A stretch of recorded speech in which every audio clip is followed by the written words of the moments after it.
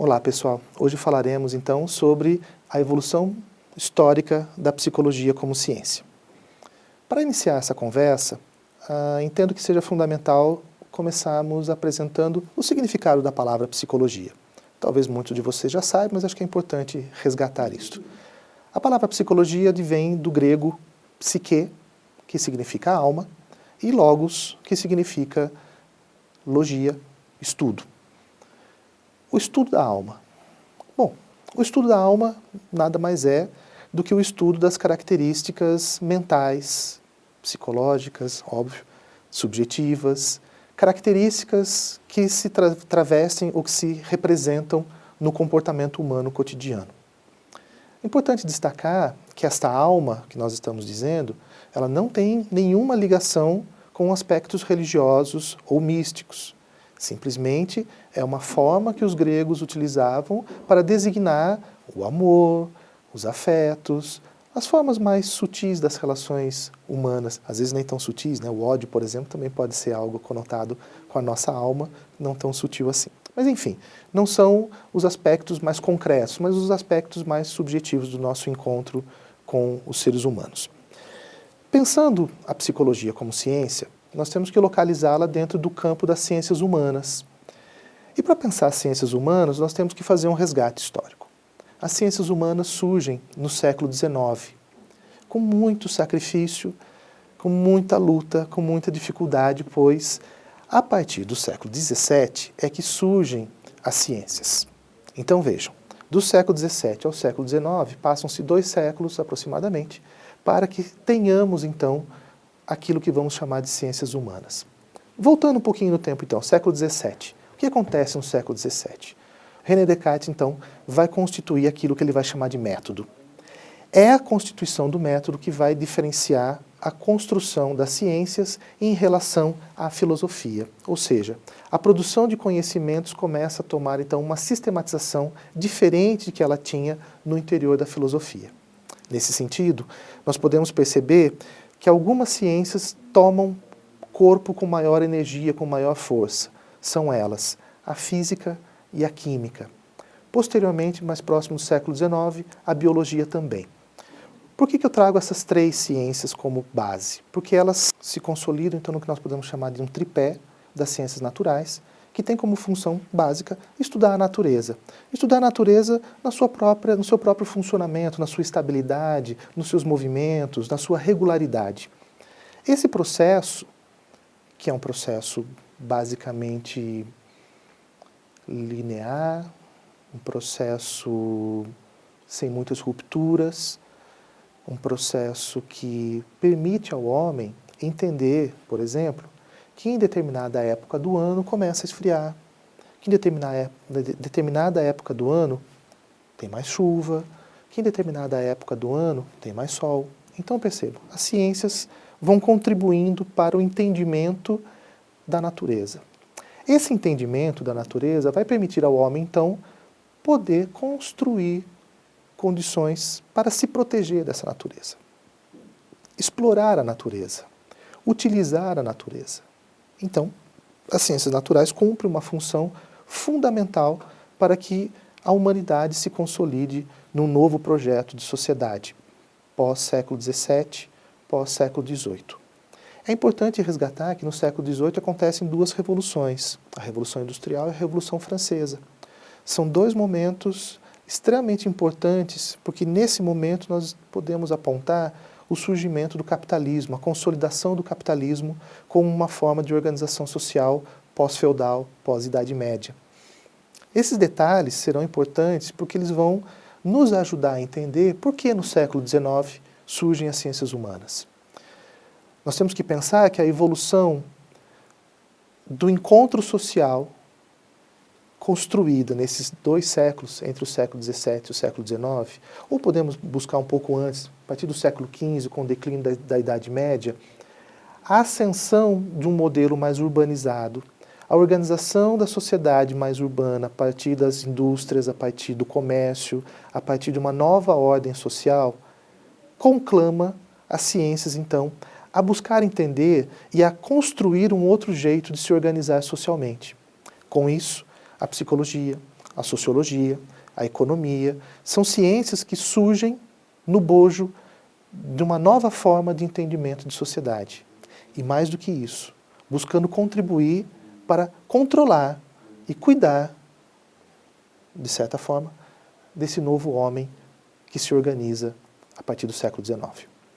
Nesse sentido, as ciências humanas, para se consolidarem, precisam emprestar das ciências naturais os seus métodos. Precisam emprestar das ciências naturais a sua forma de olhar para o mundo. Então, percebam, as ciências naturais que buscavam entender a estabilidade, entender os movimentos cíclicos, os movimentos da natureza, tomarão como base essas premissas, então as ciências humanas tomarão como base essas premissas para também compreender o ser humano, ou seja, tentar verificar no comportamento humano quais são as características presentes que são regulares, quais são as características que podem ser medidas, quais são as formas que podem ser controladas para que possamos, naquela época e até hoje, melhor conduzir o encontro social. Esse melhor conduzir o encontro social diz da definição de novas regras, da definição de novos códigos, da definição de novas morais, todas elas constituídas a partir de um foco principal, que é o mercado. É a forma de produzir lucro, é a forma de constituir um sujeito agora que trabalhe, que se subordine e que cumpra com funções que ele não precisava cumprir no período anterior da formação das ciências. Ou seja, se o sujeito era livre, entre aspas, para ter o seu horário para levantar, para produzir, para trocar suas mercadorias, agora não. Agora, esse sujeito vende sua mão de obra, ele é explorado e ele precisa aceitar isto como uma nova ordem, como algo bom para ele. Então, as ciências humanas, elas se constituem nesse bojo de uma crise ética, podemos dizer, do papel que elas têm que cumprir e, no seu interior, criticamente falando, como que elas podem romper com isso. E a psicologia não escapa disso. A psicologia tenta, então, por volta do século XIX, se fazer ciência, mas ainda utilizando os aspectos das ciências naturais. E é nesse sentido que a psicologia vai trabalhar com algo que é muito palpável, né, que são as expressões, os comportamentos, a medição, por exemplo, da piscada. Quanto tempo leva a reação de um olho quando ele é submetido a um facho de luz? Então são essas características que nos remetem às ciências naturais, ou seja, aquilo que pode ser medido no homem. Nesse sentido, a gente percebe então que a psicologia se faz como ciência a partir do século XIX, na Alemanha, mais precisamente na Universidade de Leipzig, com Wundt. O Wundt vai trabalhar as características psicofisiológicas. Só um parênteses, Wundt também desenvolve outras formas de pensar as relações humanas, inclusive ele é conhecido como um dos pais da psicologia social. Mas essa psicologia social que o Wundt começou a criar não era interessante para esse novo modelo social e econômico que está se fazendo, esse novo modelo político. Essa perspectiva mais social é deixada de lado. E os seus pensamentos, seus conhecimentos são levados para a Inglaterra e para os Estados Unidos através dos seus discípulos e se constituem aí novos campos de saber voltados para uma ciência mais pragmática, uma ciência de resultados mais imediatos, porque afinal de contas, essa nova sociedade, esse novo corpo de organização social, econômico e político precisa de respostas mais imediatas. Então percebamos que essa relação entre ciências naturais e ciências humanas é uma relação que traz uma série de conflitos e uma série de problemas que também vão tocar a própria psicologia. No momento que nós entendemos, né, que essa psicologia é tocada por essa crise, ela também se desdobra a partir das suas origens em diferentes outros campos. Teremos aqui várias outras psicologias, como são ditas, temos a psicologia da consciência, temos a psicologia do inconsciente, a psicologia da forma, a psicologia do comportamento e a psicologia que tem como objeto a subjetividade. A compreensão da psicologia estudando a subjetividade promove um salto gigantesco em relação à sua base no século XIX. A psicologia que se preocupa com o estudo da subjetividade, ela compreende o sujeito na sua relação histórica e social. Essa psicologia que compreende como seu objeto a subjetividade, está voltada para a compreensão do encontro entre indivíduo e sociedade numa relação mútua e que se perfazem uns aos outros. Uns influenciam nos outros, enquanto o indivíduo é transformado pela sociedade, no momento que ele se transforma, ele também transforma a sociedade. Então, nessa perspectiva, nós podemos dizer que o sujeito que tem uma característica pessoal específica nos anos 20 do século XX, não é o mesmo sujeito, não tem a mesma subjetividade do sujeito do século XXI, aqui em 2017. Então, podemos perceber que a subjetividade ela vai se transformando de acordo com os processos históricos e sociais. E, nesse sentido, a psicologia também se transforma. A psicologia também vai, podemos dizer, evoluindo no sentido de buscar compreender a complexidade desse ser humano, não só a partir das suas características comportamentais e orgânicas, não que isso não seja importante, mas ela não se restringe mais a este campo, ela amplia, reconhecendo a necessidade do entendimento da base biológica, porém, dando um salto para a compreensão da complexidade do encontro social. No momento que nós estamos falando de subjetividade, nós estamos buscando compreender qual é a maneira que o sujeito tem de sentir, de pensar, de compreender o mundo. Um exemplo, por que nós usamos ou gostamos de uma determinada cor? Por que nós nos afeiçoamos com determinado tipo de característica do nosso companheiro, da nossa companheira? Por que nós nos afeiçoamos a uma marca e não a outra? Então, essas características que vão nos dizendo quem somos e vai dizendo aos outros quem somos, é algo que vai sendo construído. E a psicologia passou a se interessar por esse objeto. Vejamos, se nós buscamos compreender, então, a subjetividade como sendo esse objeto de estudo, nós precisamos, então, compreender que esse objeto está localizado no teor das ciências humanas, e não mais das ciências naturais. Então, essa psicologia, esse estudo da alma, essa forma de compreender o homem, que não é só mais uma alma, mas é uma complexidade histórica, social, política, econômica, cultural, ecológica, e por aí afora. Entender esse indivíduo nessa construção social histórica nos remete, então, à compreensão, por exemplo, dos sujeitos com os quais nós vamos trabalhar. As crianças em processo de escolarização, os adolescentes em processo de escolarização, ou mesmo na universidade, os jovens que estão se formando, né, na graduação. A compreensão da evolução desses sujeitos nos permite entender criticamente, nos permite tomar consciência de que cada sujeito possui uma história, possui uma singularidade, possui uma característica, possui uma idiosincrasia, uma qualidade que é própria. Mas nós não podemos negar que essa qualidade que é própria é uma qualidade que é construída na relação com outras pessoas. Ela é construída na relação com os outros sujeitos que estão no seu entorno, no seu convívio social, no seu convívio político, no seu convívio comunitário. Então, nós vamos dizendo que esse ser que se forma desde pequenininho, criança, na sua relação familiar, na sua relação com os seus amigos, na relação com a escola e com o seu entorno social, e que depois vai explorando outras formas no mundo, é um sujeito que vai se construindo historicamente.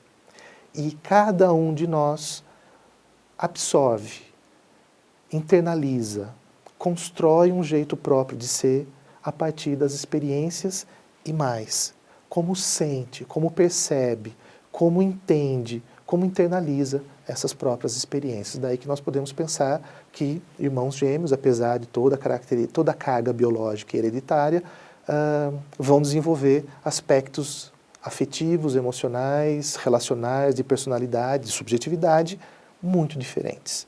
Porque cada um se relaciona com o mundo de maneiras diferentes. Então, nesse sentido, é importante que a gente pense que a relação da psicologia com a educação visa promover, então, o entendimento dos processos do desenvolvimento desse sujeito. Visa compreender como esse sujeito aprende a ser humano. Como que ele aprende a se encontrar socialmente. Ou seja, entendendo a história de cada sujeito, compreendendo que cada sujeito tem uma história, a gente possa compreender, então, por que algumas pessoas tomam algumas atitudes que não são lá muito adequadas socialmente, ou porque outras se deixam subjugar socialmente. Então, a gente consegue compreender que por trás daquele ato, daquela atitude, daquele comportamento, existe uma história pregressa.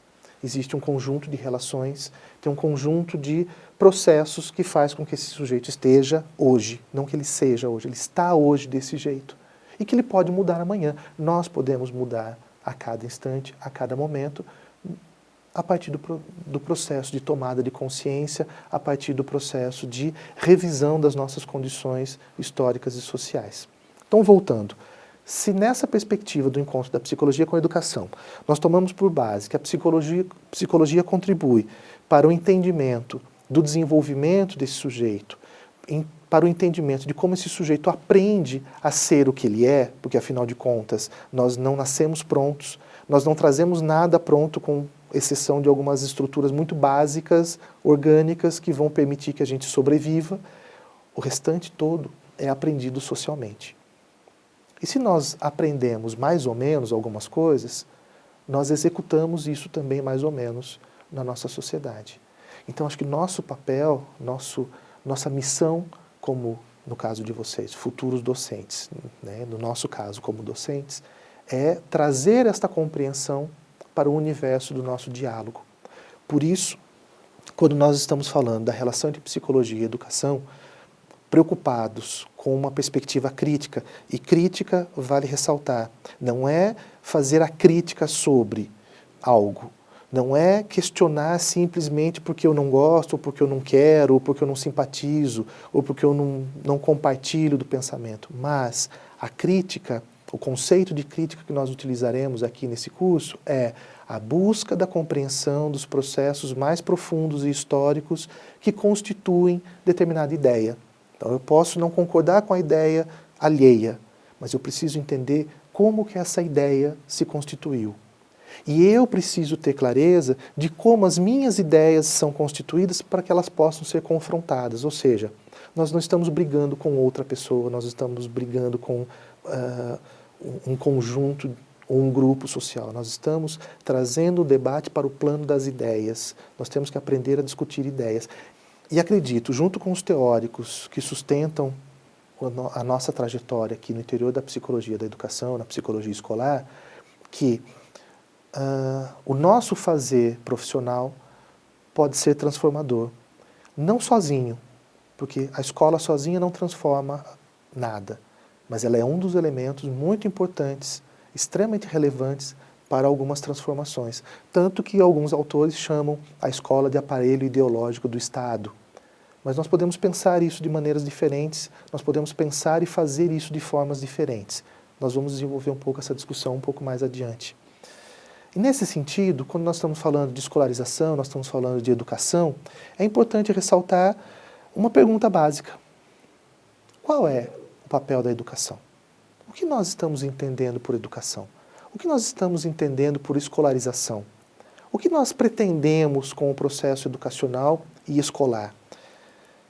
É importante que a gente tenha claro esse aspecto, é importante que a gente tenha, se não tem clara, se não tem a certeza do que é poder fazer o exercício do questionamento.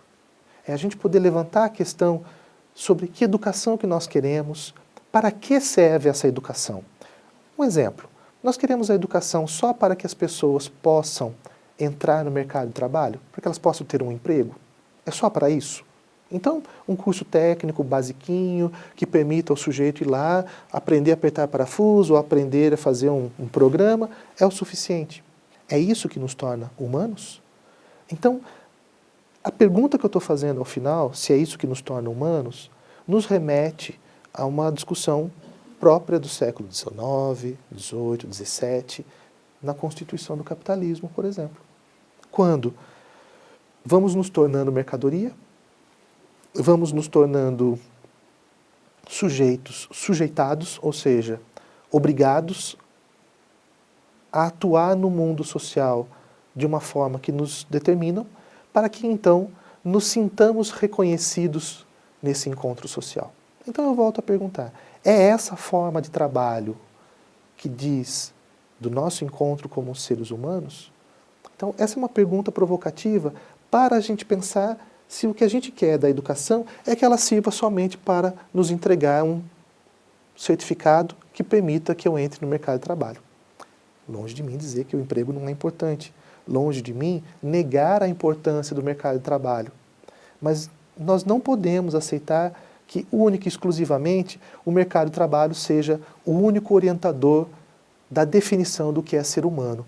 O nosso lazer, os nossos afetos, os nossos encontros, a nossa capacidade de fazer a leitura do mundo. E fazer a leitura do mundo não é saber ler e escrever, mas é ler nas entrelinhas, é compreender para onde estamos indo e é poder tomar o rumo das nossas vidas nas próprias mãos e poder conduzir os nossos passos para a direção que nós pretendemos. Então percebam, pensar a educação é também pensar políticas públicas. Mas existem as escolas particulares? Sim, as escolas particulares, a educação privada, ela está subordinada a uma política pública maior que é federal, estadual. Essas políticas é que vão determinar os encaminhamentos da educação. Então, se a gente passa a perguntar que educação nós queremos, e a psicologia contribui diretamente para isso, porque de acordo com o pensamento do desenvolvimento de aprendizagem, ou do entendimento de como esse sujeito se desenvolve e aprende, de acordo com a concepção de homem e de mundo e de sociedade, nós vamos ter um determinado rumo, um determinado caminho para a educação, ou outro caminho, ou outro rumo. Então percebam, não dá para isolar psicologia, educação e políticas públicas, até porque políticas públicas deveriam ser as diretrizes construídas por nós mesmos. Né? Nós deveríamos nos reunirmos cotidianamente, periodicamente, para produzir, avaliar e, se for necessário, refazer os caminhos das políticas públicas. O que nós vimos assistindo nas últimas décadas, isso não só no Brasil, mas no mundo como um todo, é que as políticas públicas têm sido construídas por tecnocratas, por pessoas que muitas vezes não têm um contato direto com o próprio processo educacional, que não estão preocupadas com o desenvolvimento humano. Então, quando nós estamos pensando essa interface psicologia, educação e políticas públicas, nós trazemos uma reflexão e trazemos também o conceito de crítica, trazemos também o conceito de consciência, de tomada de consciência.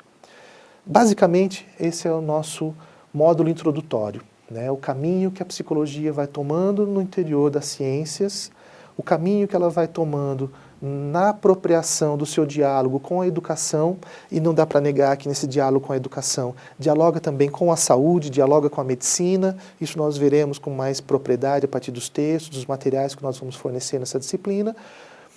E quando ela se encontra com a educação, principalmente aqui no Brasil, pós anos 80, há uma preocupação profunda de que caminhos essa educação vem tomando, porque a psicologia também está se preocupando no seu interior, que caminhos ela vem tomando, o que ela vem produzindo através dos seus saberes científicos, o que ela vem constituindo como forma de ser no mundo enquanto ciência, enquanto saber, enquanto profissão.